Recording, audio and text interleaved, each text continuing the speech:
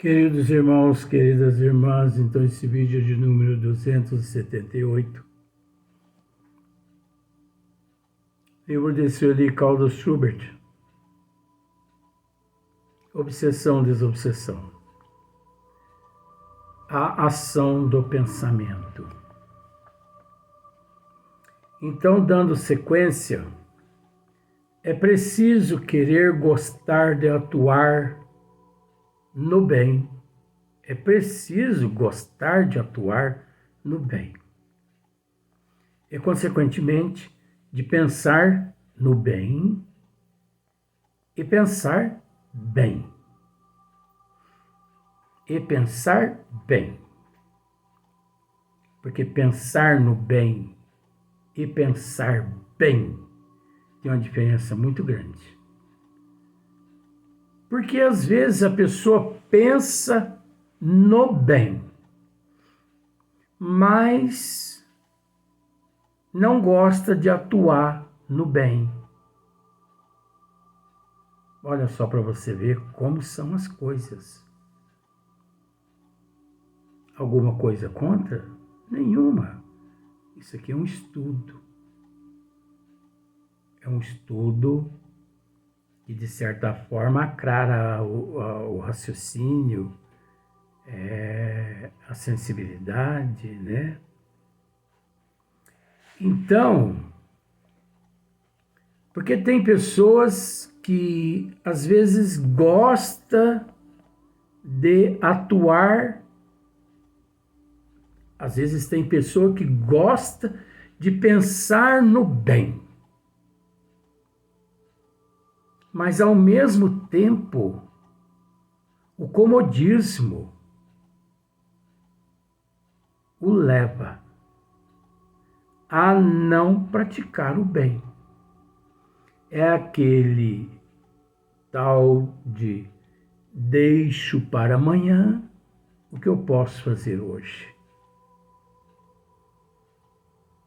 E em matéria de auxílio aos necessitados, nós não podemos deixar para amanhã. Você sabe por quê? Porque nosso Senhor Jesus Cristo, Ele tem confiado aos espíritas, verdadeiramente espíritas, a responsabilidade de o representá-lo na terra, justamente para arrebanhar as ovelhas que desviaram de seu rebanho.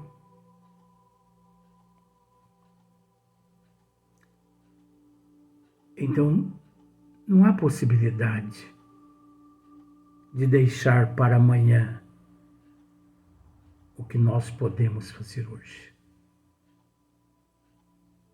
Não há possibilidade nenhuma. Como se diz o ditado, o estômago dói nesse exato momento. Então você não vai querer amanhã, ou a semana que vem, ou ao mês que vem, iniciar uma sopa beneficente. É preciso começar hoje ou ontem. O resgate tem que ser ligeiro. O resgate da alma. O resgate da alma. E quem age dessa forma, se preocupando com a alma, obviamente, ele, ao mesmo tempo que se preocupa com o corpo físico do semelhante, ele já não se preocupa. Porque ele sabe que aquele indivíduo ali embaixo de uma marquise não passa-se de uma prova e de uma expiação do indivíduo. Mas não é por esse motivo que ele deve deixar o indivíduo morrer de fome ou de uma palavra amiga. Então, da certeza do que é realmente melhor, é preciso querer gostar de atuar no bem. É preciso querer gostar de atuar no bem e, consequentemente, pensar no bem e pensar bem. Porque, como já dissemos, não basta pensar no bem. Não basta pensar no bem. É preciso pensar bem. E pensar bem é saber fazer caridade. Porque, por incrível que pareça, até para praticar caridade, a pessoa tem que ter conhecimento de causa parcial e efeito parcial. O que significa isso? Causa parcial, efeito parcial. Por exemplo, que fazem os assistentes sociais ou assistente social? Que fazem eles quando o assunto é o social? Obviamente, eles submetem a família a uma triagem, porque é preciso entender que nem só de cesta básica depende uma família. Existe milhares de situações em uma família, situações tão diversas que, se a pessoa assistente de fato tem conhecimento, ele sabe que é impossível assistir a tudo, abarcar todos os problemas. Porque numa família existe o transtorno psíquico, o sócio, o econômico. Na família existe, por exemplo, o descontrole de natalidade. 5, 6, 8, 10 filhos. Cada um com a idade. Crianças necessitando de tratamento dentário, de alfabetização. O pai desempregado, a mãe desempregada, a residência, reforma, não tem saneamento básico, não tem eles profissão, não tem energia elétrica na residência, nem água, não tem alimento, não tem roupa. Procurando entender também que ali, vamos pensar, 8 filhos e o casal de pais, 10 almas diferentes uma das outras, cada qual com a tua personalidade. Nem sempre. A bala que um adora, o outro adora. Nem sempre a camisa amarela é o gosto dos outros 9. Então é preciso gostar de praticar o bem. É preciso querer gostar de atuar no bem e, consequentemente, de pensar no bem e pensar bem. Até para praticar caridade é necessário ter conhecimento. Um dia os espíritas, eles se conscientizarão da necessidade, da importância do cadastramento de todas as famílias necessitadas da cidade onde eles residem, para que melhor possam assisti-los. É preciso disciplina, o que quase sempre estas famílias, elas não têm disciplina, porque retornam o corpo físico num estado de deságio, de não mérito, porque infringiram as leis do Criador em vidas passadas, retornam falhas, revoltadas, indignadas, mal-humoradas. Observe para você ver. Quase sempre essas pessoas são revoltadas, mal-humoradas. Quase sempre essas pessoas que dependem do auxílio da comunidade, da sociedade, eles são dotados de um certo tipo de orgulho. Estão necessitando, mas agem como se não estivessem, transferindo uma aparência às pessoas que os assistem,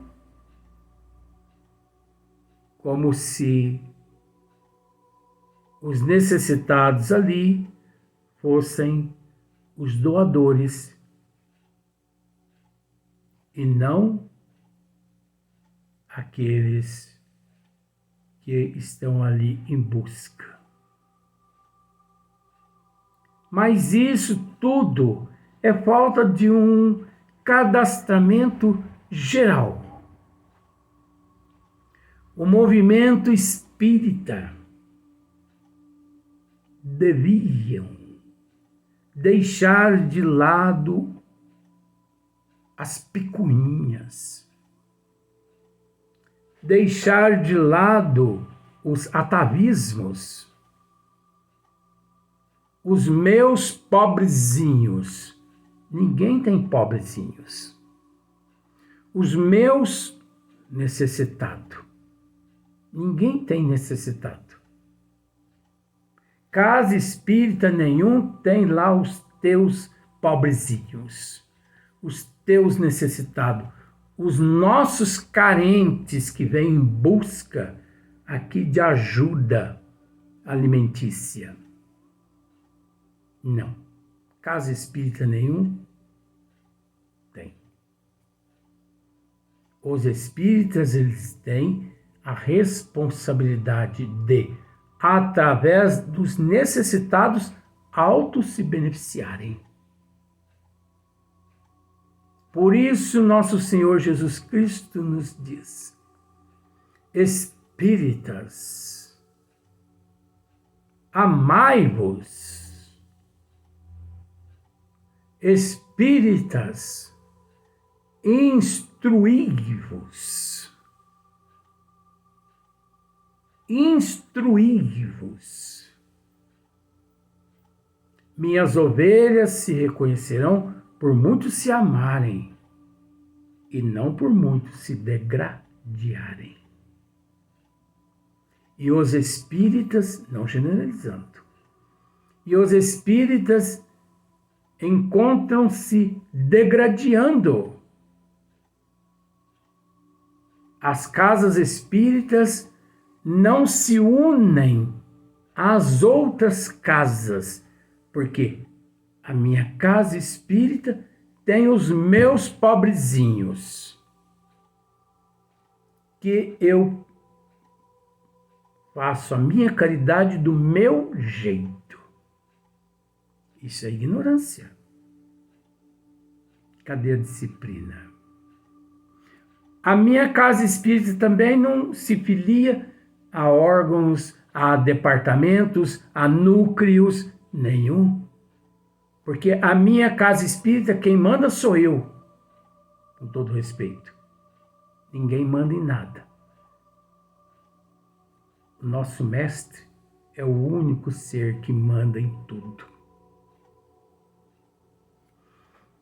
Mas percebamos aí a vaidade, o egocentrismo, a idolatria dos presidentes de casas espíritas. O não se filiar, o não se unir. Por exemplo, pensemos da seguinte forma: como mais fácil seria, por exemplo, em São Sebastião do Paraíso, se todas as casas espíritas se unissem numa só família, num só coletivo. Se todas as casas espíritas cadastrassem todas as famílias e colocassem nas mãos dos assistentes sociais. Os assistentes sociais arcam com responsabilidade das visitas,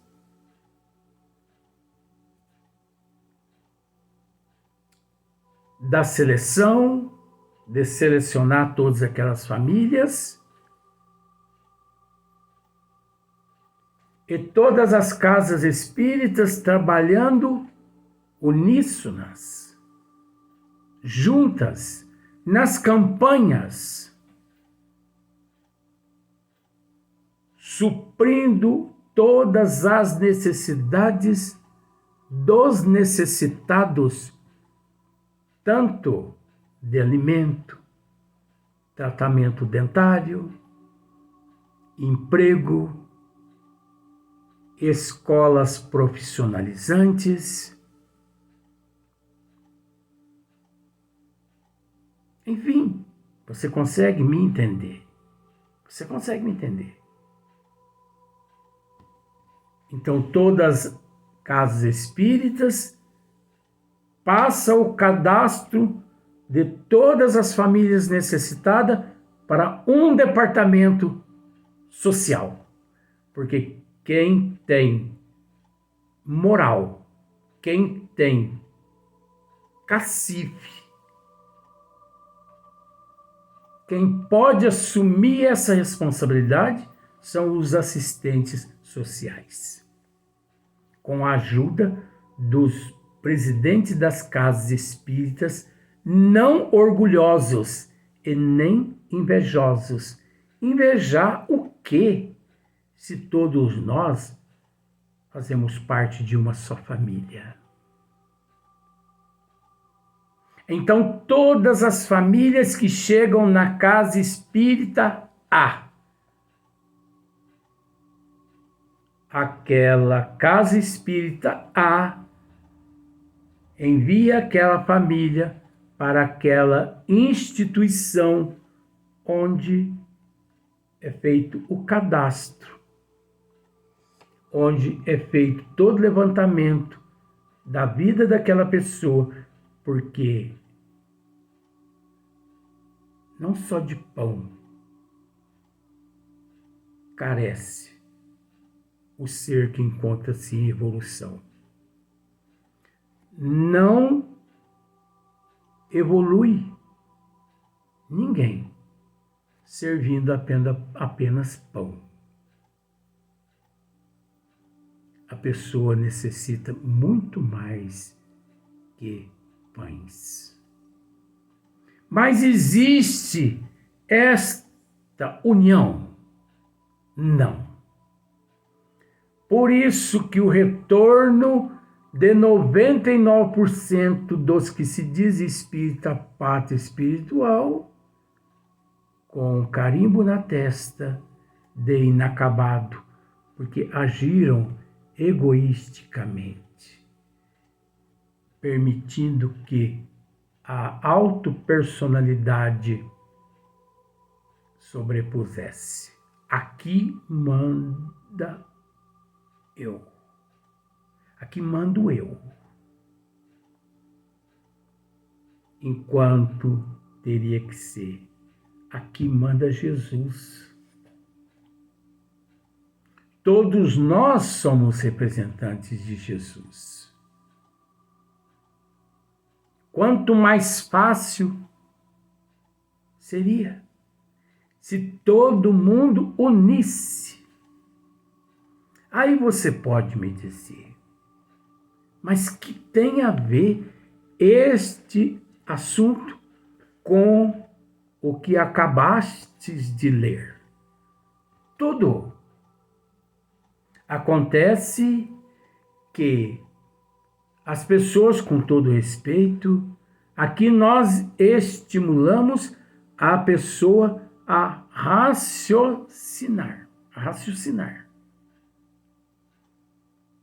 Aqui nós estimulamos a mente da pessoa a um estado de sensibilidade, de bom senso, de razão.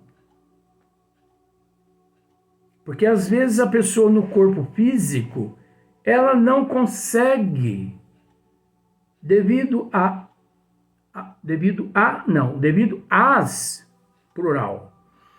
às influências do meio, ela não consegue enxergar. E perceba você quanto as pessoas têm perdido. Eu não perco nada, porque é uma matéria que eu conheço, é prazeroso passar adiante, mas quanto material as pessoas têm perdido, deixando de lado essa matéria, essas matérias, não exigindo nada, mas quantos ensinamentos que aqui transmitimos, quanta facilidade que a pessoa necessita apenas a partir do que ouve pôr em prática, sem necessidade nenhuma de, vou usar um termo pejorativo, de ficar quebrando cabeça. Que faço? Que deixo de fazer? Então, até para fazer a caridade, é preciso pensar no bem e pensar bem.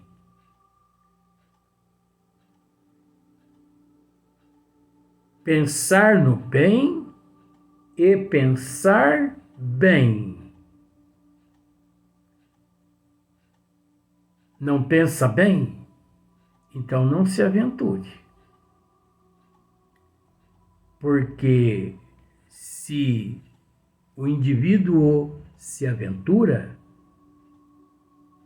acontece o que vemos por aí. O autopersonalismo. Aqui manda eu. Aqui mando eu. Que na realidade ninguém manda em nada. Quem manda é Deus. Quem manda é Jesus. Então nós vamos dar sequência no próximo vídeo.